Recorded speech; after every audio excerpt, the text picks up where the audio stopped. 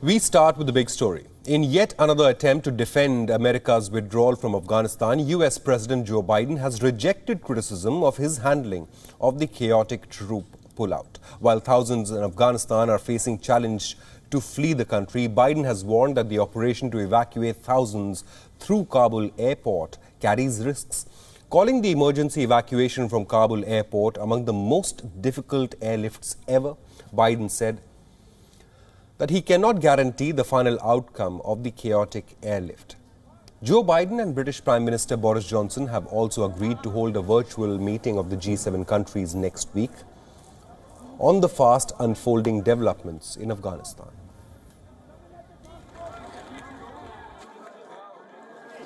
The main shield wall!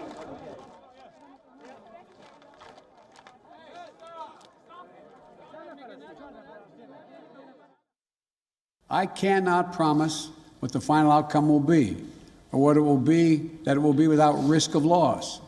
But as Commander-in-Chief, I can assure you that I will mobilize every resource necessary. This is one of the largest, most difficult airlifts in history, and the only country in the world capable of projecting this much power on the far side of the world with this degree of precision is the United States of America. Joe Biden also mentioned that during the ongoing evacuation operations, U.S. troops briefly exited the Kabul airport at one point to retrieve 169 people from inside the city who were unable to reach the airport. Thousands of Afghan citizens have crowded outside the Kabul airport gates in a hope to escape Taliban's regime. Many were seen trying to scale the walls of the Kabul airport.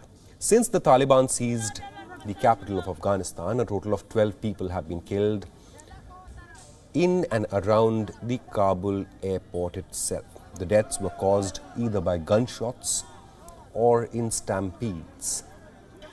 United States has airlifted about 13,000 people on American military aircraft in less than a week. But Joe Biden has cautioned that the U.S. government does not know how many of its citizens are even in Afghanistan, even after 20 years of war.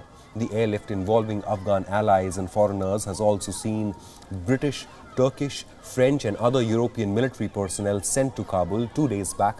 Biden hinted at an option to extend the August 31st deadline for American troops to leave Kabul.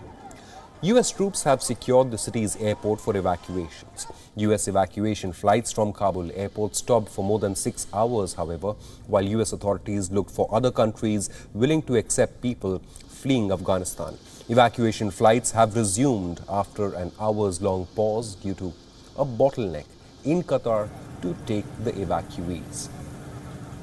Countries from Europe to the Middle East and Central Asia have agreed to allow Americans and other people evacuated from Kabul.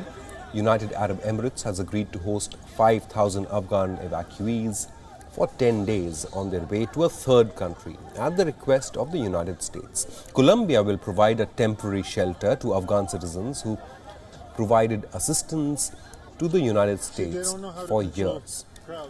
After Germany agreed with Washington to shelter people temporarily at Ramstein Air Base, Afghan evacuees have begun transiting through the American air base in Ramstein, Germany. A video released by the U.S. Defense Department showed U.S. soldiers at the base providing assistance to Afghan families. The evacuees would be provided with medical screening, food and temporary lodging at the base.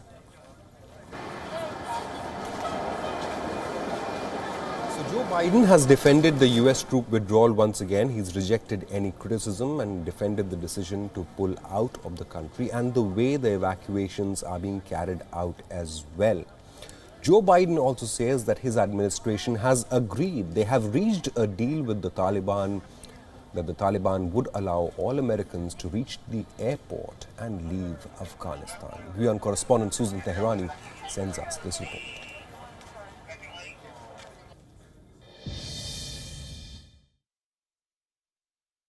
During his speech on Friday, U.S. President Joe Biden worked hard to frame the debate on whether or not the United States should leave Afghanistan or not, rather than focus on his policy execution, on the manner he left Afghanistan and the chaos that it ensued.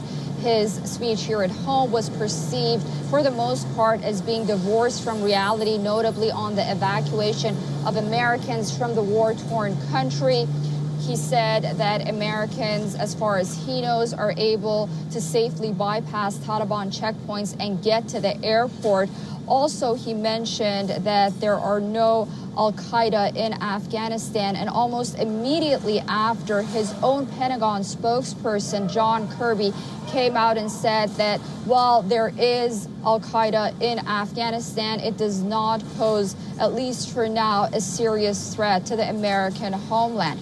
Now, on the international front, President Biden did catch heat as well, saying that, quote unquote, no questioning of our credibility from our allies around the world of his handling on Afghanistan. However, we do know that British lawmakers openly have condemned President Biden's handling of Afghanistan, as has the German incoming chancellor.